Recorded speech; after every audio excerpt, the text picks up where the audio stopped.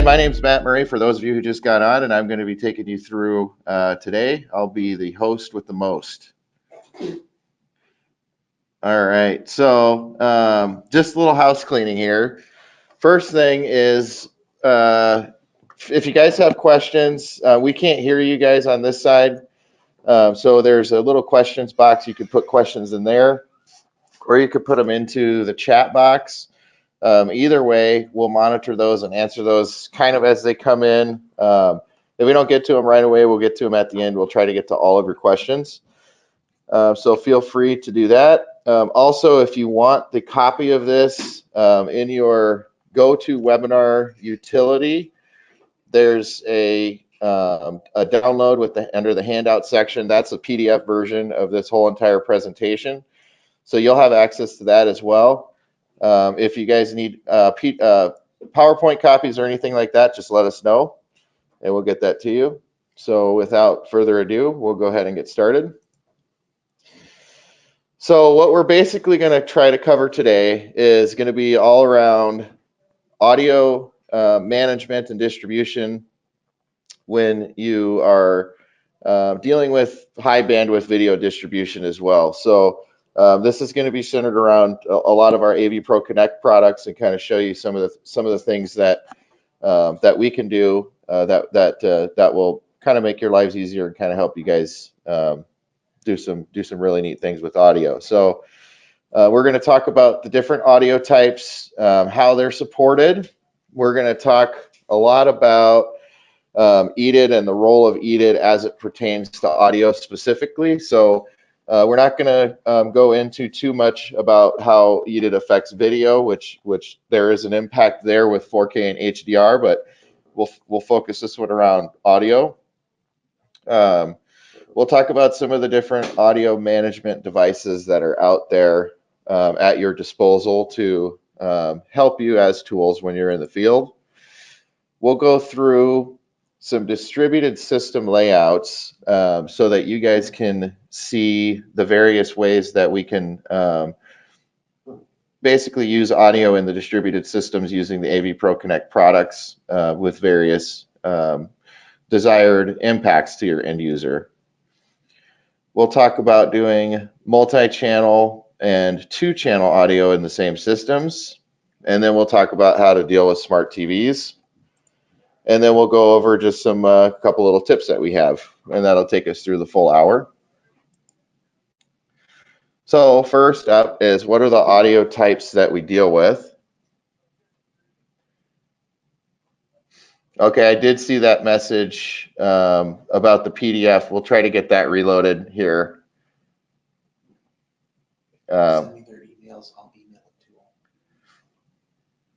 Okay, so the audio types we deal with. We've got PCM, which stands for Pulse Code Modulation. Just in case you're curious what the acronym is, but long story short, for all intents and purposes for the integration world, PCM is going to be your two-channel audio of choice. There's no bitstream decoding with PCM audio at all, and this is typically two-channel. LPCM, so that's the same type of audio encoding, and it's up to 8 channels you can do. And again, there's no bitstream decoding required. So these two are they're actually pretty nice uncompressed audio formats that content creators can use to master audio in that are fairly good. And you don't have to actually use any decoding, so there's no licensing or anything like that that goes along with using it. We'll talk about Dolby Digital 5.1. This is where you start getting into the bitstream encoded audio formats, and they kind of go up from there. So they have Dolby Digital Plus, so that's 7.1, again, bitstream encoded. And then Dolby got to True HD, which that is kind of referred to commonly as the enhanced bitstream audio. This does require HDMI because of bandwidth limitations on the traditional transport methods, but that gets you this ability to do Dolby MAT, which is metadata enhanced audio transmission. So this is a very, very good thing. If you think about metadata from a video standpoint with high dynamic range, where it's basically telling the TV how to act. This is going to be able to tell your speakers or your AVR exactly how it should handle the incoming signal.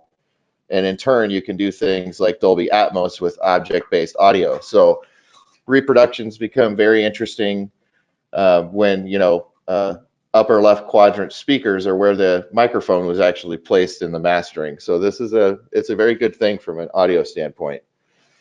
DTS is another type of bitstream encoded audio, and DTS, kind of, as you guys probably know, is commonly very similar as far as the supported speaker structure. So DTS MA, this is technically unlimited, but most commonly it's done in a 7.1 configuration. So Dolby Master Audio, or DTS Master Audio, I'm sorry, is the one that you'll see when they want to do additional subwoofers in the content creation and things like that. And DTS-X is the DTS version of the object-based audio. Okay, so we'll go right from there. Those are the kind of codecs, and kind of an understanding of these different ports. It seems pretty straightforward, but they all do something just a little bit different. So these things we see all the time: left-right audio ports. You see the one there that's kind of a terminal block or Phoenix plug, balanced audio port, or a 3.5 millimeter port.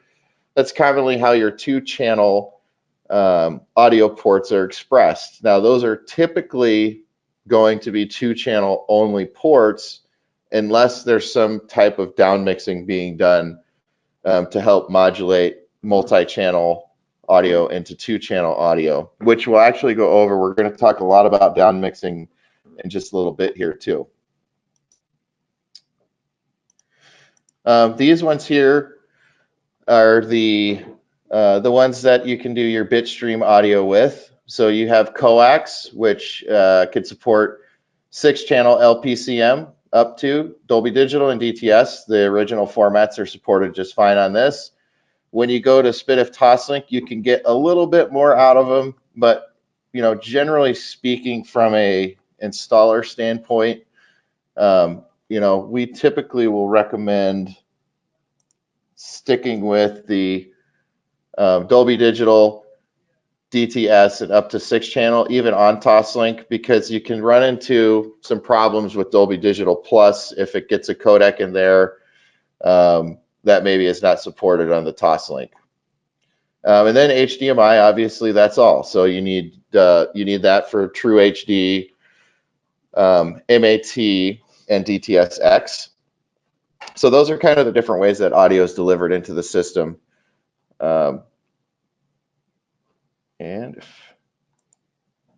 Okay, next thing we're going to go to is we're going to talk through the different audio management devices. So the first one we'll talk about is a converter. These are commonly mistaken for audio down mixers or decoders or something of that nature. You have to be really careful with these because most of these are generally just doing, most of these things are generally just doing plug type conversion.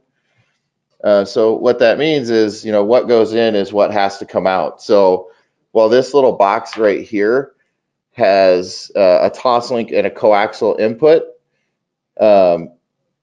it's only going to be able to handle 2 channels of audio on what comes out of it. So what this is ideal for is if you're using a Toslink audio output on some device and you need to convert it to 2-channel, maybe not 2-channel, you need to convert the port to plug into an audio amplifier, you can do that. So those can be easily confused.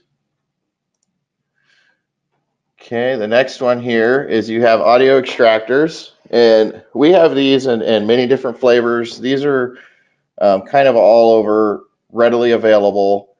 You could use them for lots of different purposes, but the primary thing that they do, like this one here, This is the SC1, and this has a lot of different functions as far as EDID goes and things like that, but this also has an audio extraction on it.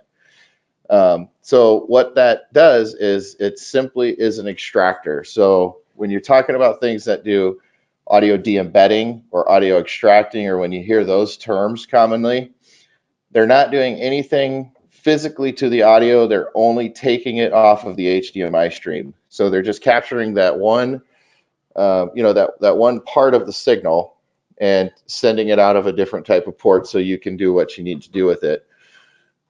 And we have a device like this that does it. This is a 1x2 splitter. You can see this one here has got your Toslink output right there. So this has some audio extraction on it.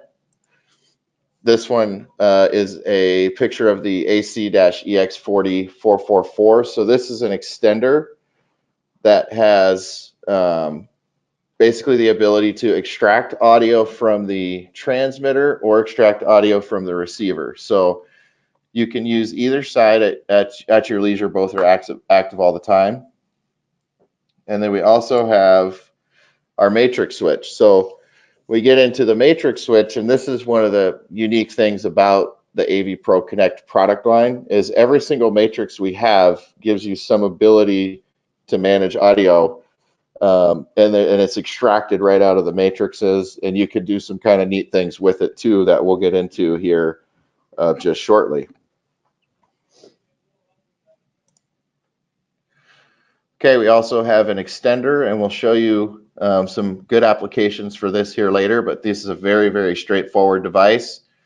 Takes a digital or an optical, takes a SPDIF coax or a Toslink in and sends it over a category cable, 150 meters, and you can take it out on the other end and use it that way. And this is where things kind of get interesting, is when we talk about the decoders. These are oftentimes called down mixers in our field because it's the most common thing we use it for from a connectivity standpoint. So, you think of an AVR, they all have decoders. They have to pay the licensing fee to Dolby and DTS.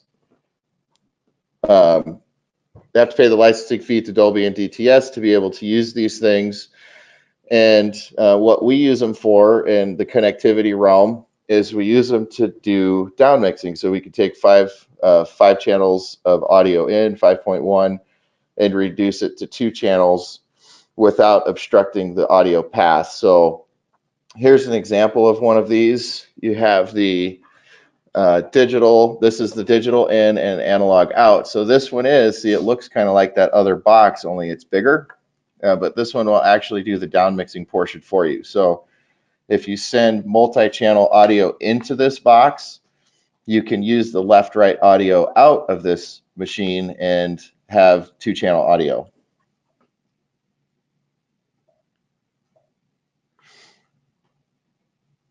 I got a couple questions here I'm going to look at. Okay, so I'm assuming this one is, if you put in Toslink, can you take out, where did it go? Can you take out coax on the extender? I'm assuming that's this one, and the answer is yes, you can. And then I also got a question about master audio over Toslink. And I do believe that is possible in some formats. However, I don't want to mislead anyone, so I'll find out for sure and just email the group on that for sure. But yes, some master audio formats would not be supported on Toslink, but I think in some configurations it can, but we'll confirm that and make sure we let you all know.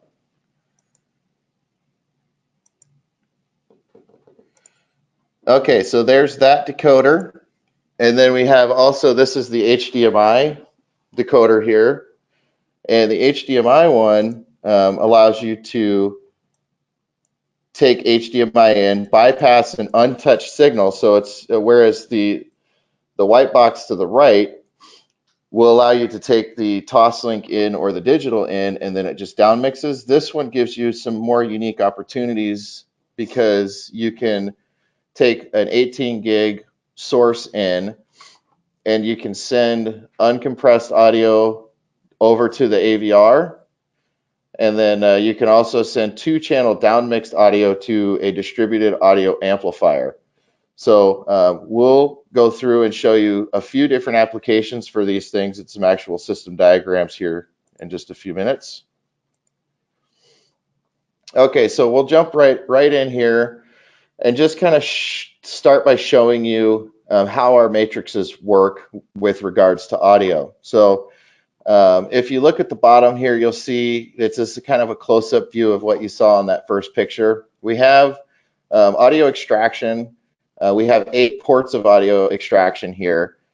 We have the left and right balanced audio out, and we also have a SPDIF toslink port here.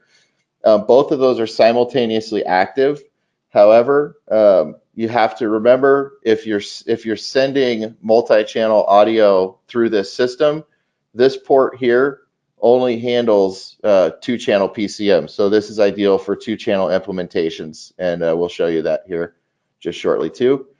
Quick note on the front panel of these, there is some audio delay control. So we try to put some tricks and things in the matrix switch that you can do just from the front panel. One of those is being able to increase or decrease your audio delay, being able to mute the audio, or being able to bypass the audio there.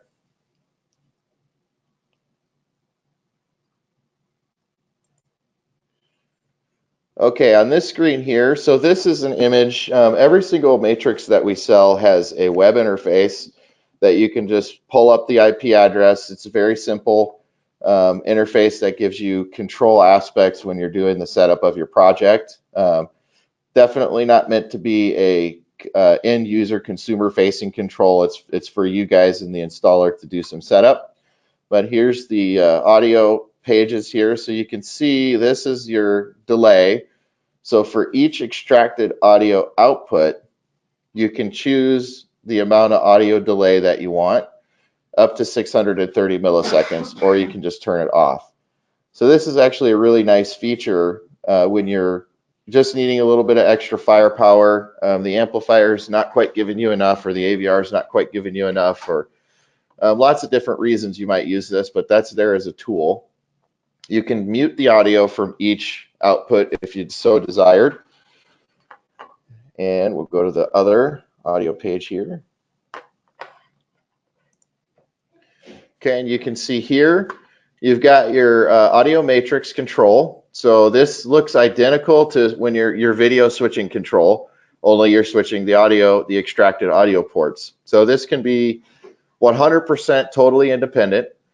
And then this is the really interesting part with audio is we have some options for you guys. You can do a bind to output, a bind to input, and a matrix. So we can function the audio and route it however we want to do that. And I'm going to show you guys some slides that describe why you would use these and why they're different. So you can decide what's going to be best for your control system. Okay, first what we want to talk about though is we want to talk about EDID. So EDID is a very critical point when it comes to audio because not always will source devices do just exactly what you want it to do, even if you press the button to do what you want it to do. So EDID plays a role. It's designed there to keep the consumer, it's there to keep the consumer safe. That's why we have it. And you know, it actually does a pretty good job from keeping consumers when they go to Best Buy or Costco or something of that nature, and they start hooking stuff up and plugging wires in, the stuff will generally start to work because everybody knows what everybody can do. But it's a problem for us as installers because it kind of gets in the way a little bit. So what we allow you to do with our matrix switchers is do custom EDID for every single input. And what you can do is you can do 2-channel. So we give you the option to set the EDID to 2-channel no matter what video type you want to use.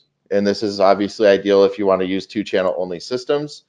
We do 6-channel. So this is the recommended condition when you're wanting to do audio using SPDIF, toslink, or coax as your transport method.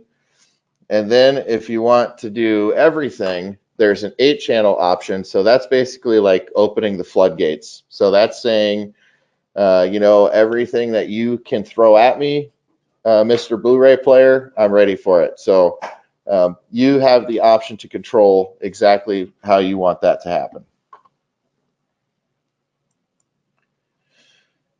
And just a little reminder here, EDID is just a request. So just how I was saying, you know, EDID can be a good thing for consumers. It also, you can actually also override EDID on some source devices, especially professional grade ones, where they don't acknowledge EDID as much because they know it's typically pro installers. So it's just something to make sure you're checking if you're not getting the exact codec that you desire. You can use, you know, just make sure you're double checking your sources and that there's no gotchas in there.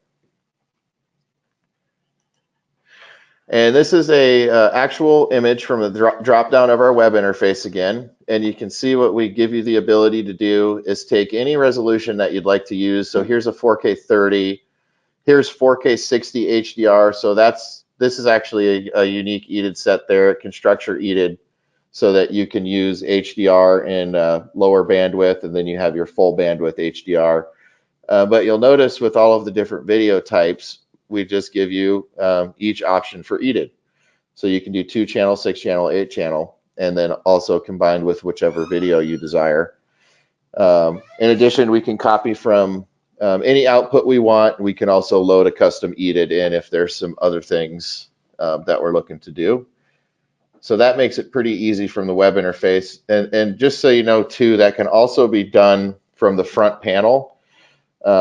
And it's very simply done just by pressing and holding the input button, and you can cycle through and set this there too if you can't access the web. So this is just kind of a quick slide I like to show that kind of illustrates how EDID is working in distributed systems.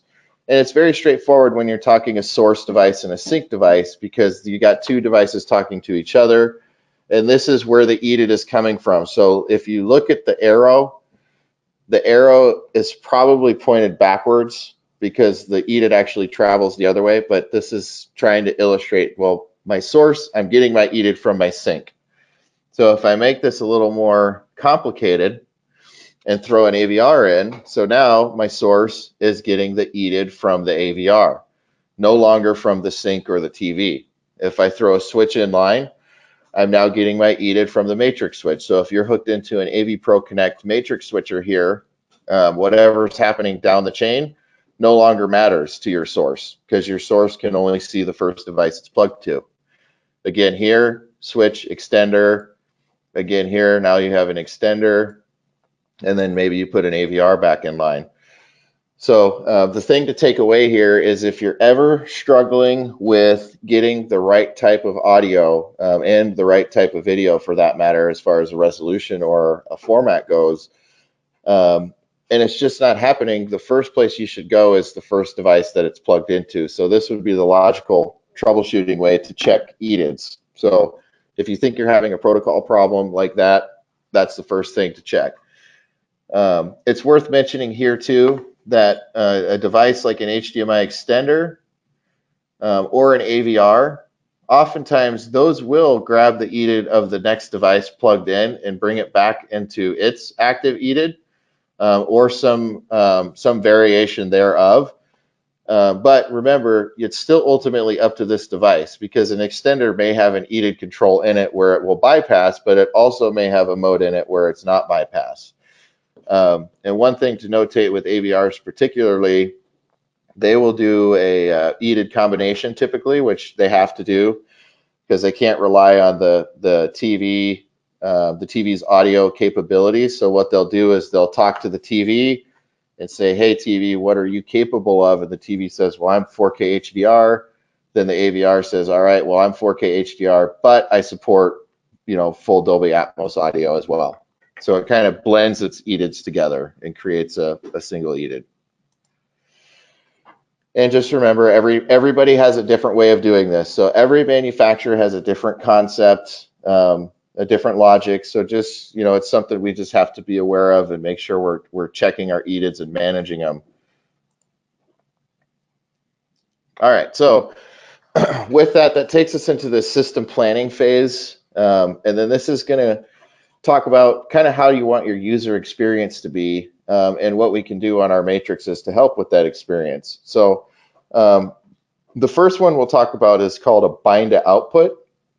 And what a bind to output does is that means if you look at these ports, my HDMI output 1 is mirroring audio output 1, or rather audio output 1 is mirroring HDMI output 1, and 2 is mirroring 2, 3 is 3, 4 is 4, and these are always mirroring the output. So if you can imagine the HDMI signal path on the outside of this matrix, whatever's coming out, that audio is going to match. So that means this audio coming out of this port changes with the HDMI or the video coming out of there. So what this really allows you to do is do some pretty neat things if you have smaller audio matrices. So what you can do is you can come out and you can do a video zoned matrix. So the experience is kind of such where you can walk into the room, and then you might have a button that says watch TV. And then as you change sources, the audio just changes naturally with the sources. So the ceiling speakers will change as the user is changing the video source. Automatically that happens. The only thing that your control system needs to know is what video zone you're in. So that's kind of one way of doing it. If you're always going to want audio to match video, if you always want that, this is how you can do this. So the next way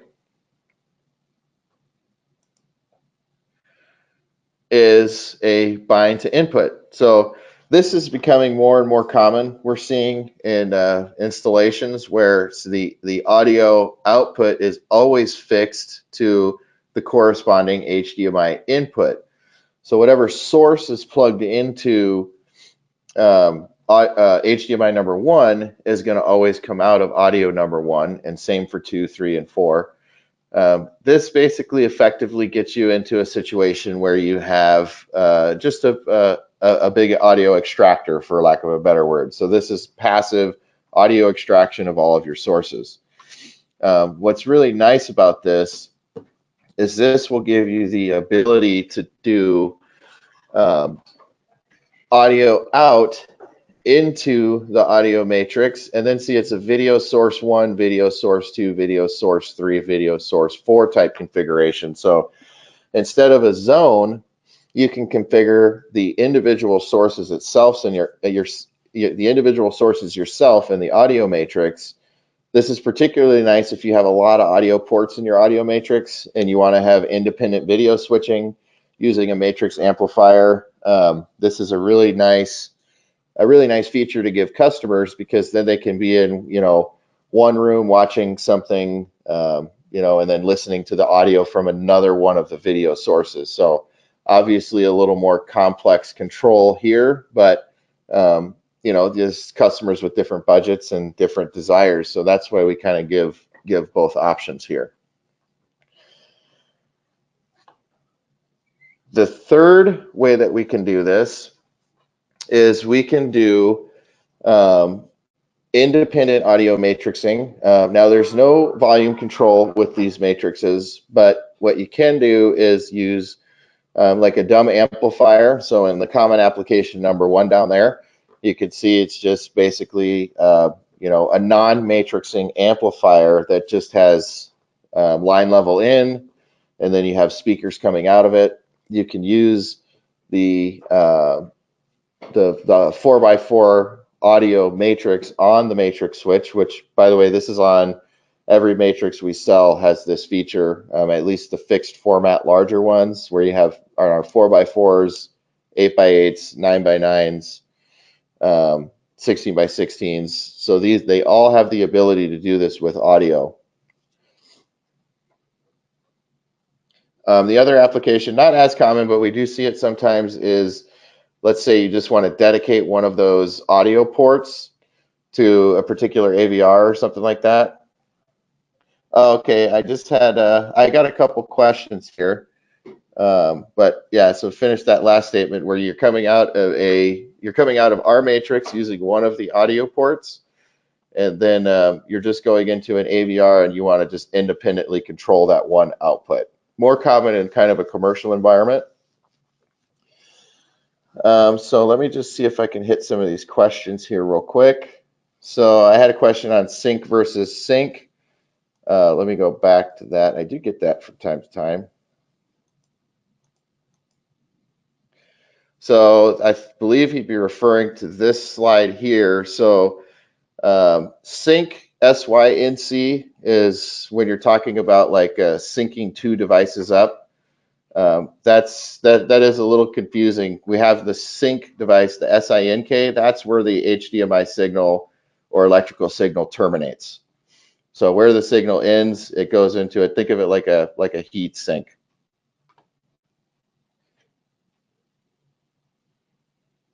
Let's see.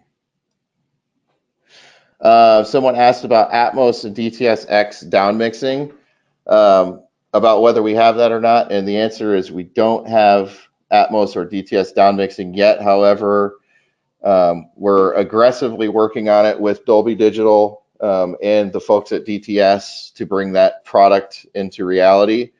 There's some licensing things that we're working through and some hardware things, but you should see that coming at some point in the future here. Okay, so the next thing I'll go to is this is kind of a perfect segue from that question. So when we're going to consider our multi-channel, multiple format audio requirements, we'll kind of go through the common system types we see typically. What we'll normally see in a straightforward two-channel system is just something like this, where the HDMI is, all of the sources are set to PCM audio.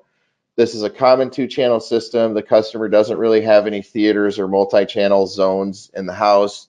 All the sources get PCM. You come straight into the amplifier. That's very straightforward. You don't need to do any down mixing or anything of that nature.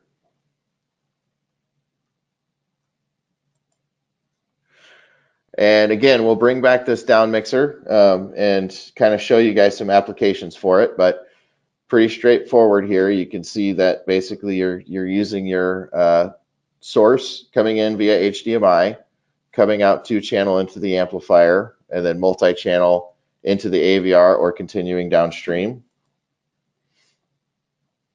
And this is kind of the first opportunity to use one of these things. So what you can do is create your own bind to input or bind to output scenarios just based on where this thing goes in the system. So what you can do is you can run your source directly in here, bypass the HDMI out into the matrix switch, and this is going to give you your audio out here to go up to your audio matrix. So doing it this way is a good way to kind of keep that how we had on that earlier slide where the customer can choose the audio separate from the video. This allows that to happen on the distributed audio system, but in the zones where there's AVRs, they now can have the multi-channel audio going all the way to that zone.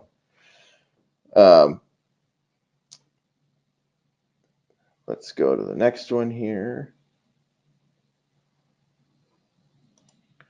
Okay.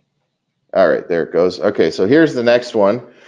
And this one would be where you want to create the bind to output scenario where you want the video and the audio to always match. So you can see here, you just basically move where the ADM goes. It goes here in line, HDMI in, HDMI out to the TV or the zone or the AVR, whatever's there. And then you have your two-channel coming out into your audio matrix there as well. So just by simply moving where this thing is, you can change that experience for your customer while incorporating the the multi-channel audio if you have multi-channel zones. One thing we do get asked a lot is about we get asked a ton about, well, you have to get a lot of these if you're going to do it with all the sources, but once, if you do the customer consultation, you might find that you don't need to downmix all the sources. So it's just kind of a tip from our end, if your customer has a couple of sources that may not be critical, maybe they don't need to downmix those. Maybe those can be 2-channel PCM.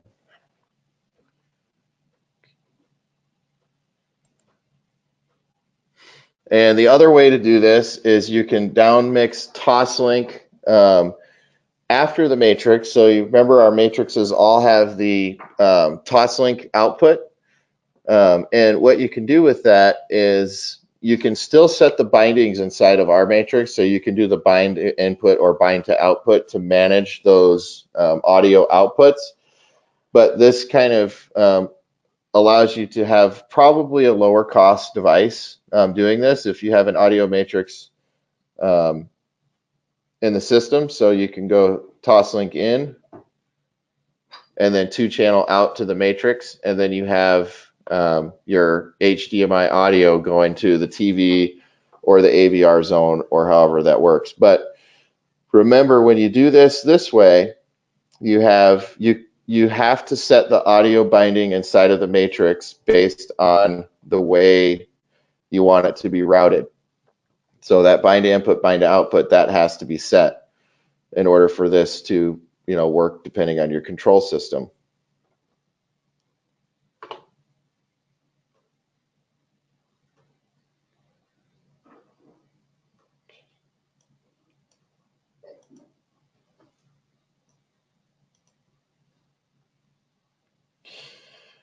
Okay, so since we've been talking a lot about running your systems into AVRs, so this is kind of becoming common where you're doing a distributed system and then there's an AVR in the zone where something's running into.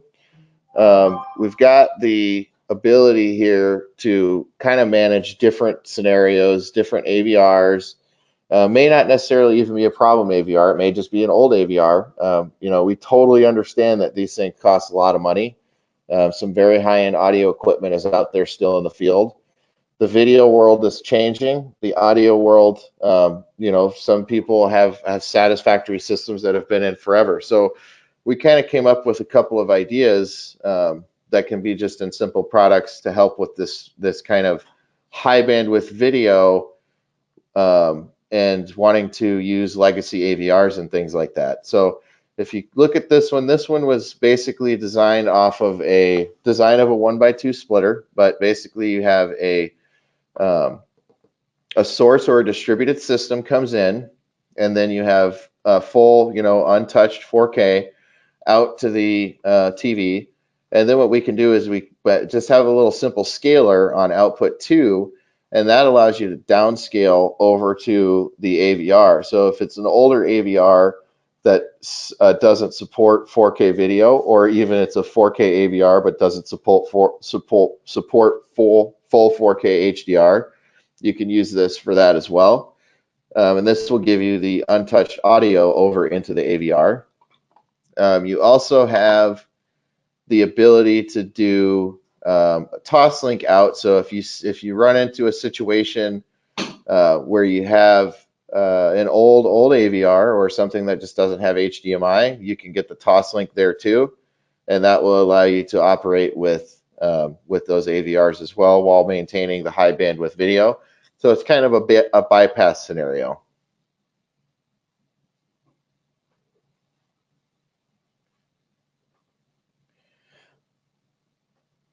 I got a question here on the bit and sample rates for LPCM and in the down mixers in the matrix switch, and I don't know the answer to that offhand, so I have to consult my specifications, and then I'll get that information to you here.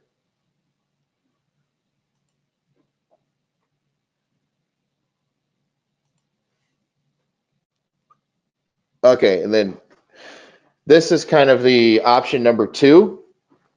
So what you can do here is It's if you're not using a distributed system, so we still want to address the old AVRs. If you're just going into a house and you're updating the TV, maybe putting in a 4K Blu-ray system in the theater or something of that nature, you can go in here and then you can basically bypass the AVR totally and still do the exact same thing. So if you look at this diagram, it's very, very, very similar from the standpoint of how it would work. You have your one output going directly to the TV. You have a downscaled output that goes over to the AVR.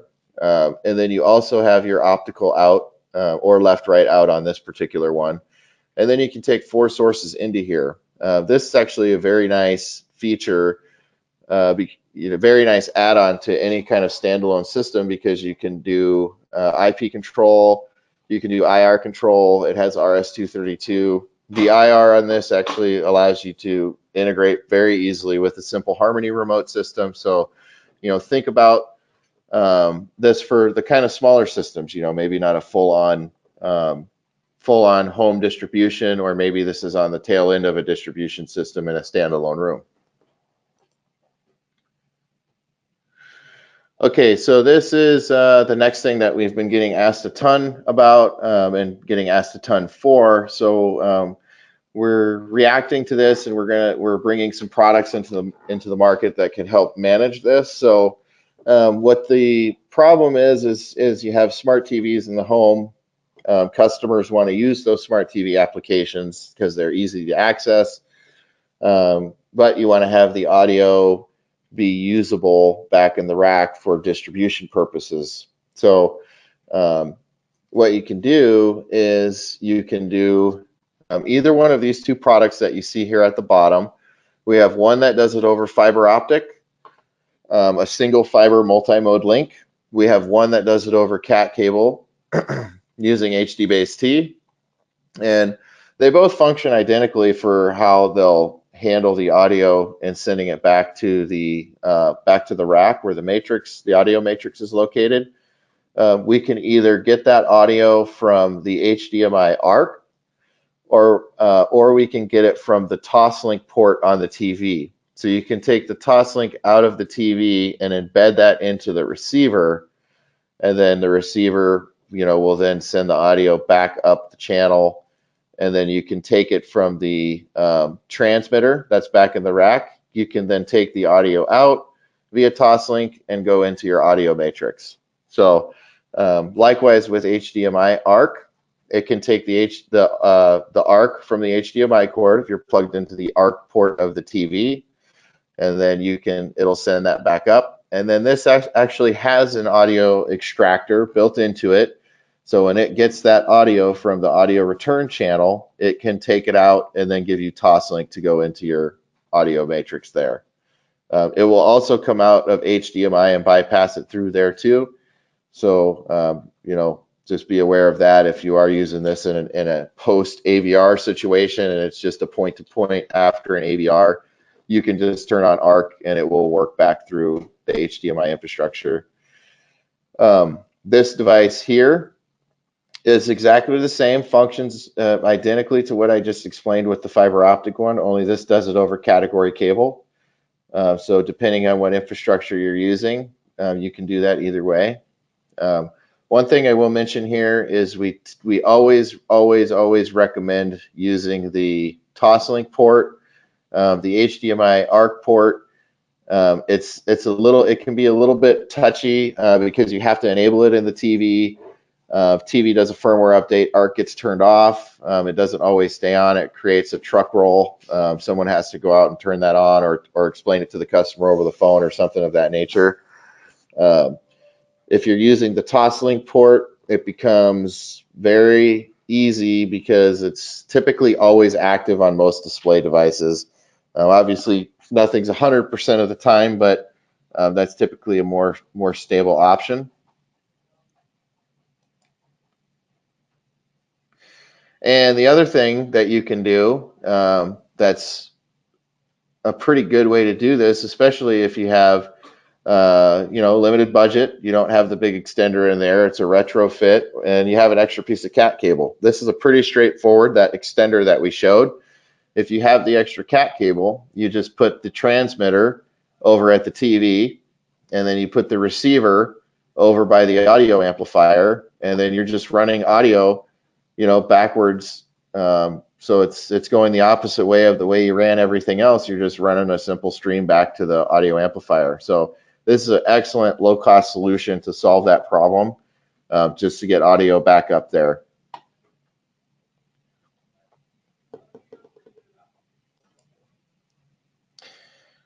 All right, and this image here, so this is actually combining some of the different audio type solutions we have to come to a unique, a unique solution.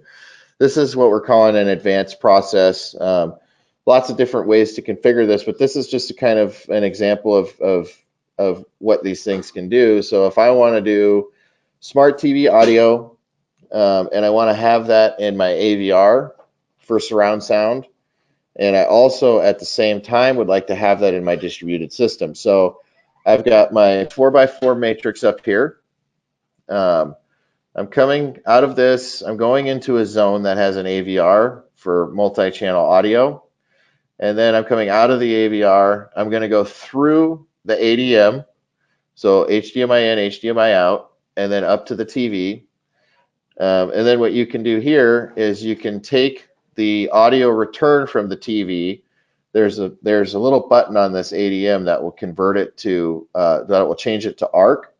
And it will take the multi-channel audio, if you want to do that from the audio return, and it will send it back to the AVR. So the AVR will get that, but it also will downmix that so that you can do 2-channel and send it back up to the distributed amplifier, the distributed audio amplifier.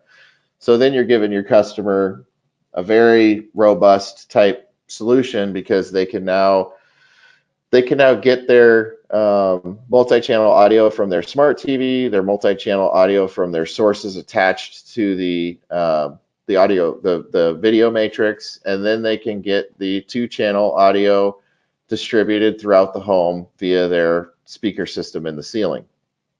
The other option with this too is you could take one of these Toslink ports. We've seen this before. If you so desire, you can use the Toslink out and go into the AVR, and then use the SPDIF coax here to go back to the distributed audio amplifier.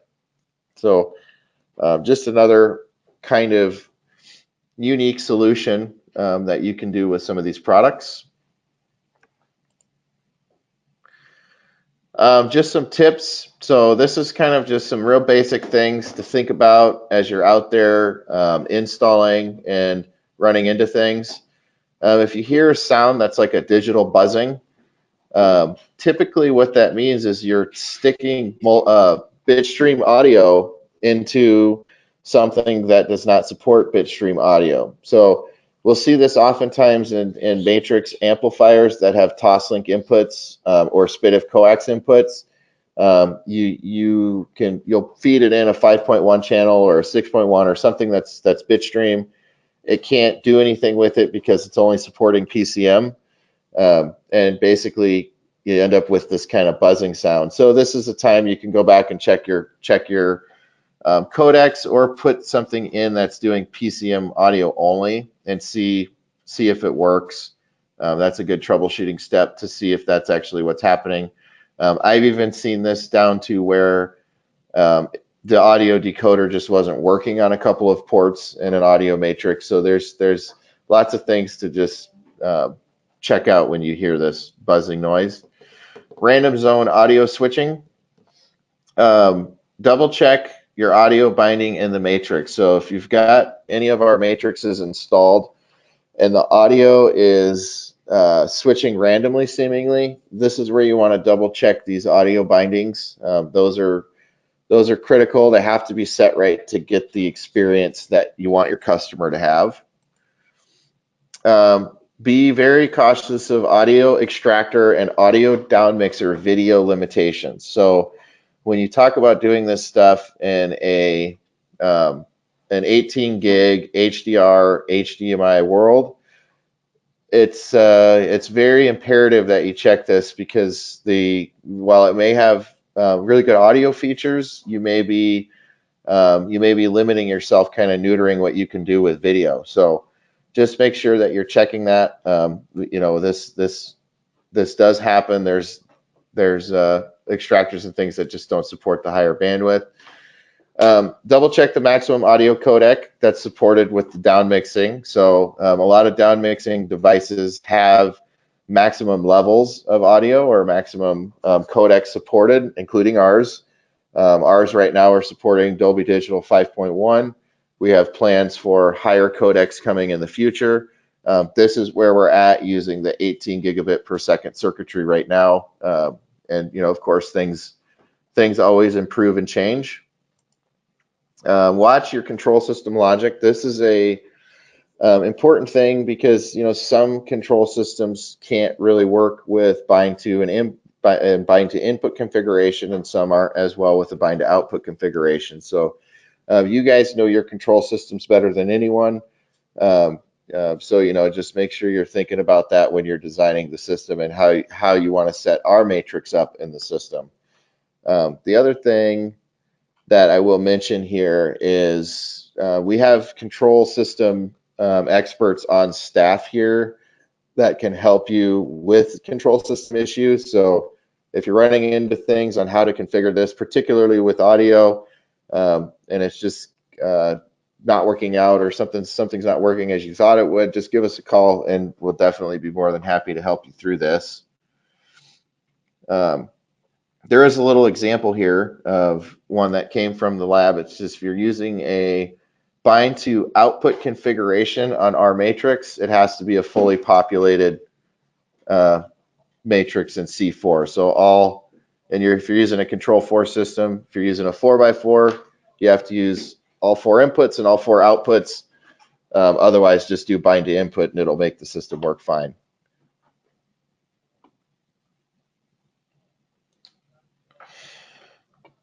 Okay, so that's what I have for you guys. I've got about 8 minutes or so left. I'll look through the questions in the chat.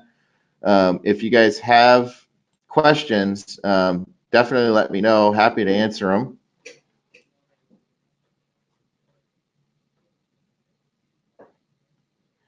Yep, okay, so does the DA12 AUHD support HDCP 2.2? The answer to that question is yes. Everything that we have, for the most part, well, I should say it this way. Anything we have that's supporting 4K will support HDCP 2.2.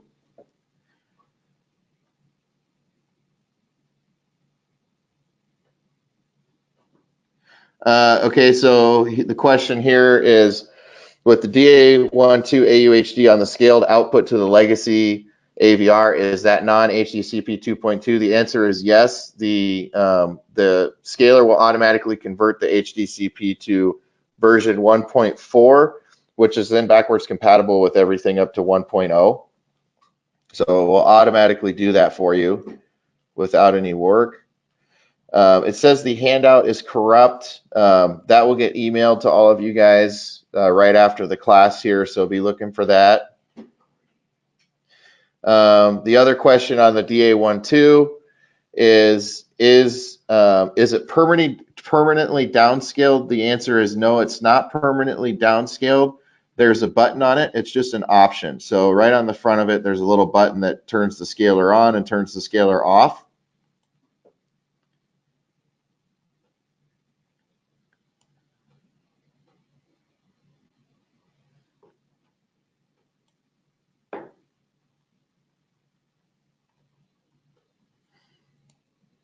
And yep.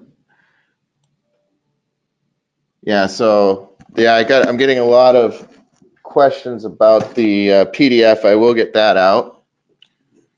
Let's see. Will the video matrices support Dolby Vision? The answer on that is yes. So Dolby Vision, that's actually a very good question, and I'll take a moment to explain it with Dolby Vision. Dolby Vision uses a unique process called RGB tunneling. And what that means is the signal, the Dolby Vision signal is encoded on a 444 8-bit signal, and then once it hits the display unpacks it and makes it 12-bit. So think of it how they do their audio. Basically, it's a way of encoding and decoding. With HDMI, so on all of our matrix switchers that are 18 gig that are supporting HDMI outputs, those will support Dolby Vision up to 60 frames. If you're using any of our devices like the extenders that use compression, those will support Dolby Vision up to 30 frames per second. Above 30 frames per second, we have to deploy our color space compression because the bandwidth goes up too high. And when we do that, the Dolby Vision process no longer works because you're breaking the chroma, the 444 color, and there's just no way to do it with a compression. So that's why if you look at our HD-based matrices, we left on those. And let me just go back to that for 1 second here.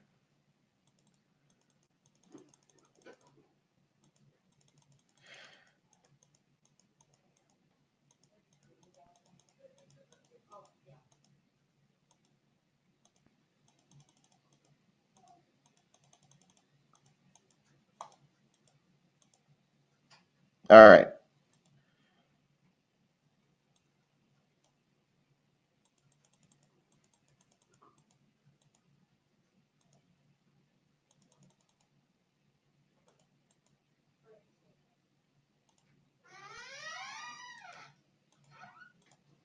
There we go. All right, so if you look at these, you've got your HD-based output. So we realize that using compression, although we can support everything in the HDR space, HDR10, HLG, HDR10 plus, with Dolby Vision, we're up to 30 frames on HD-based. You also have the option of using this uncompressed port here and just using like a bullet train cable or like a fiber optic extender or something of that nature, if you want to do the full bandwidth Dolby Vision. Now, one thing I always caution people when you're doing Dolby Vision implementations is Dolby Vision has to be, there's no way to take Dolby Vision and make it show up properly on a non-Dolby Vision display. So what that means, if you're doing a big distributed system and you have an Apple TV and you turn on Dolby Vision and you have maybe 2 LG OLEDs that support it and then everything else doesn't support it, when Dolby Vision comes out, it looks pink on all of the other TVs. So you have to keep that in mind when you're dealing with Dolby Vision, is it has to be supported everywhere in order to do the distribution with it.